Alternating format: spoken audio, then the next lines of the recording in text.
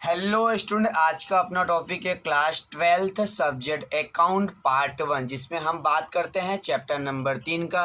क्या नाम है? ख्याति का मूल्यांकन। इस चैप्टर में कुल टोटल हमारे कितने पद्धति है? तो कुल हमारे 4 पद्धति, जिसमें से हमने ऑलरेडी 2 वीडियो हमने अपलोड कर चुके हैं, जिसमें हमने क्या क्या सीखा है। हमने औसत लाभ की पद्धति सीखा है और दूसरी वीडियो हमने क्या सीखा है? भारित औसत लाभ की पद्धति। ओके, अब साथ में आज का अपना नवा टॉपिक कौन सा? अधिक लाभ की पद्धति। प्लीज आप ध्यान से देखिएगा और फॉर्मूला प्लीज आप लिख लीजिएगा।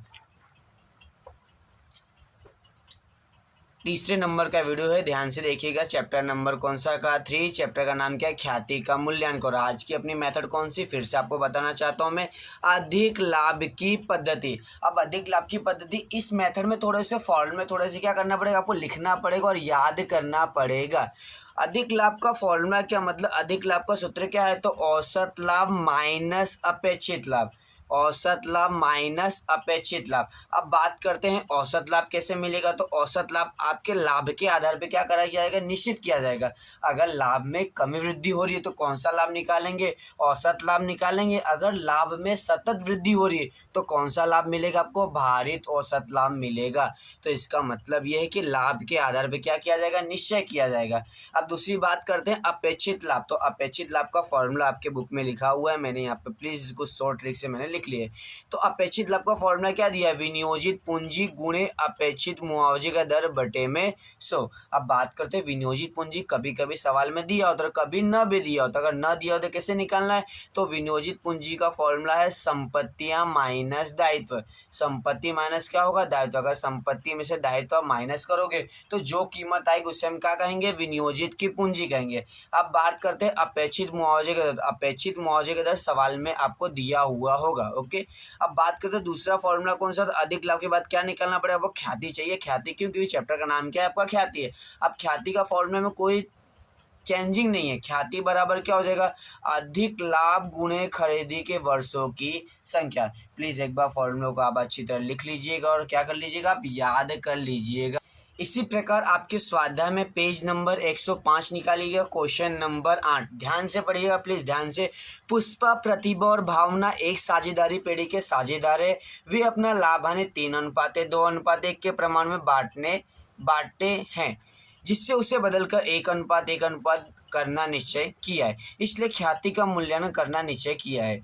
साझेदारी पेड़ी के लाभ तथा अन्य माहिती के आधार पर साझेदारी पेड़ी की ख्याति की कीमत अधिक लाभ। कौन सी पद्धति बोली आपको? यहाँ पे ध्यान से देखिएगा। अधिक लाभ की 3 वर्ष की खरीदी के आधार पर, मतलब खरीदी के वर्ष कितना दिया आपको? 3 दिया है। प्लीज ध्यान से देखिएगा, सवाल में आपको 2 चीजें आपको सबसे इंपॉर्टेंट है। एक आपको कौन सा लाभ निकालना है और दूसरा आपको खरीदी के वर्ष कितने दिए। तो लाभ कौन सा लाभ आपको निकालना है अधिक लाभ, और खरीदी के वर्ष कितना दिया है आपको? 3 दिया हुआ है। ओके, अब सम्स में अगर आप पीछे पेज पलटिएगा, पेज नंबर कौन सा? 106 आ गया। अब आपको इसमें क्या दिया? तो आपको संपत्ति 6 लाख दी हुई है। दायित्व आपको कितना दिया? 2.5 लाख दिया हुआ है। अपेक्षित मुआवजे दर कितना दिया आपको? 10% दिया है और आपको लाभ दिया हुआ है। ओके, तो लाभ में वर्ष आपको 14-15, 15-16 और 16-17, और लाभ क्या दिया आपको? 80,000, 70,000 और 90,000। चलिए इस सम्स को अपने सॉल्व करते हैं। ध्यान से देखिएगा प्लीज, ध्यान से। क्वेश्चन नंबर 8, आपको कौन सा लाभ निकालना? तो आपको निकालना है अधिक लाभ, और खरीदी के वर्ष कितना दिया है? खरीदी के वर्ष आपको दिया हुआ है 3। हम सबसे पहले क्या करेंगे? सबसे पहले हम फॉर्मूला लिख लेंगे। तो फॉर्मूला हमने क्या लिखा है? तो अधिक लाभ बराबर औसत लाभ माइनस अपेक्षित लाभ। अब 2 लाइन का आप गैप कर दीजिएगा। इसके बाद आप फॉर्मूला लिख लीजिए, ख्याति बराबर अधिक लाभ गुणे क्या करना है? खरीदी के वर्षों की संख्या। इसका मतलब ये हुआ, अगर आपको सम्स न भी आता हो तो फिर भी फॉर्मूला लिखने से आपको 1 नंबर या आधा मार्क क्या हो जाएगा? आपको एग्जाम में मिल जाएगा। इसलिए फॉर्मूला क्या करने का? सबसे पहले आपको लिख लेने का। अब बात करते हैं, सबसे पहले हमको कौन सा लाभ चाहिए? तो हमको औसत लाभ चाहिए। तो हमने सम्स में देखा था, सम्स में क्या देखा था? आपको औसत लाभ के लिए आपको वर्ष दिया हुआ था। वर्ष 14-15, 15-16, 16-17 आपको दिया, और लाभ आपको दिया 80,000, 70,000, 90,000। अब लाभ पर से हम क्या करेंगे? निश्चय करेंगे कौन सा फॉर्मूला आएगा। तो लाभ में अगर आप ध्यान से देख रहे हो तो लाभ में क्या हो रही? कमी वृद्धि हो रही। पहले 80,000 था, फिर 70,000, फिर क्या हो गया आपका? 90,000। मतलब लाभ में क्या हो रही? कमी वृद्धि। तो हम क्या करेंगे? इसमें कौन सा लाभ? इसका निकलेगा आपका औसत लाभ, जिसका फॉर्मूला क्या? आपका कुल लाभ बटे में वर्षों की संख्या। अब वर्षों की संख्या की बात करते हैं, वर्ष संख्या कितनी? 1, 2 और 3, तो टोटल कितनी संख्या होगी आपकी? 3 हो गए। अब कुल लाभ कैसे निकलेगा, तो आप लाभ का क्या कर दीजिए, आप टोटल कर दीजिए। चलिए कैलसी चलाते हैं अपने सब।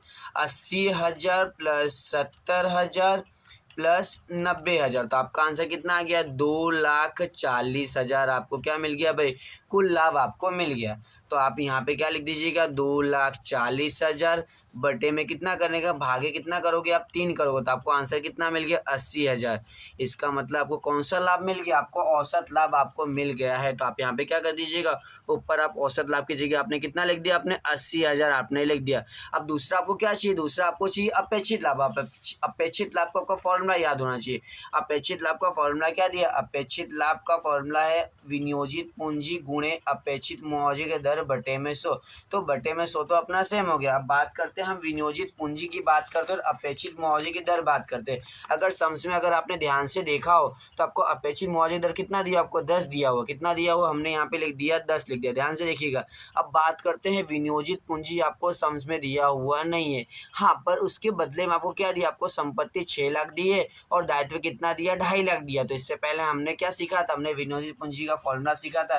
क्या होता है, विनियोजित पूंजी बराबर संपत्ति माइनस दायित्व। तो संपत्ति आपको सम्स में अगर आपने देखा तो आपको कितना दिया हुआ था, 6 लाख आपको संपत्ति दिया हुआ था और दायित्व आपको कितना दिया, दायित्व आपको दिया हुआ था 2.5 लाख, मतलब 2 लाख कितना दिया था, 50,000। अब आप कैलसी चलाइएगा और जो कीमत मिले वो क्या मिल जाए, हमको विनियोजित पूंजी मिल जाएगा। तो आपको कितनी कीमत, तो आपको कीमत मिली 3,50,000, मतलब आपको 3.5 लाख क्या मिल गया, विनियोजित पूंजी मिल गया। जो हम यहाँ पे क्या रख देंगे, हम यहाँ पे रख देंगे 3.5 लाख रख दिए। 3.5 लाख गुणे कितना करेंगे हम, 10 करेंगे और भागे कितना करेंगे, 100 करेंगे, तो हमें कितना मिल गया, तो हमको 35,000 कितना मिला, 35,000। आपको अपेक्षित लाभ कितना आंसर आ गया आपका, 35,000 आ गया। अब इसकी आवश्यकता कहाँ थी, तो इसकी आवश्यकता यहाँ पर थी ना भाई, कि औसत लाभ तो हमको कितना मिल गया था, औसत लाभ हमें 80,000 मिल चुका था ऑलरेडी। तो हमको अब क्या चाहिए, अपेक्षित लाभ। अपेक्षित लाभ कितना मिला हमें, तो अपेक्षित लाभ हमें मिल गया 35,000 हमें मिल गया है। अब क्या करना है, अब दोनों को माइनस करना है। अब कैलसी चलाइए ध्यान से, कैलसी प्लीज ध्यान से, 80,000 माइनस 35,000, तो कीमत कितना है, तो आपकी कीमत आ गई 45,000। तो आपको अधिक लाभ कितना मिल गया, अधिक लाभ आपको कितना मिल गया, आपको 45,000, आपको एक कीमत आपको क्या हो गई, प्राप्त हो गई। अब दूसरा क्या निकालना है, दूसरा आपको निकालना है ख्याति, और ख्याति का फॉर्मूला क्या, अधिक लाभ गुणे खरीदी के वर्षों की संख्या। तो अधिक लाभ तो हमको कितना दिया भाई, 45,000 हमें मिल गया। अब खरीदी के वर्ष की संख्या, अगर आपने सम्स को ध्यान से पढ़ा हो, प्लीज आप बुक साइड में रखिएगा। तो खरीदी के वर्ष आपको कितना दिया होता, खरीदी के वर्ष आपको दिया हुआ है, आपको यहाँ पे ध्यान से देखिएगा, खरीदी के वर्ष आपको 3 दिया है। कितना दिया, वो खरीदी के वर्ष आपको 3 दिया हुआ था। आप कितना मल्टीप्लाई कितना करेंगे, आप 3 कर देंगे। ओके, तो 45,000 गुणे कितना करना है, आपको गुणे करना है 3, तो आपको आंसर कितना मिल गया, 1,35,000। इस प्रकार आपको ख्याति भी क्या होगी, आपको प्राप्त तो हो गई है। प्लीज़ ध्यान से देखिएगा वीडियो में क्या मैंने बताया। तो पहले मैंने अधिक लाभ का फॉर्मूला लिख दिया। अधिक लाभ का फॉर्मूला क्या दिया हुआ है, अधिक लाभ का आपका फॉर्मूला लिखा हुआ है औसत लाभ माइनस अपेक्षित लाभ। अब औसत लाभ कैसे मिलेगा, तो इसके लिए हमें क्या दिया, तो सम्स आपको मैं वर्ष और लाभ दिया, तो वर्ष को ध्यान से देखिएगा फिर से।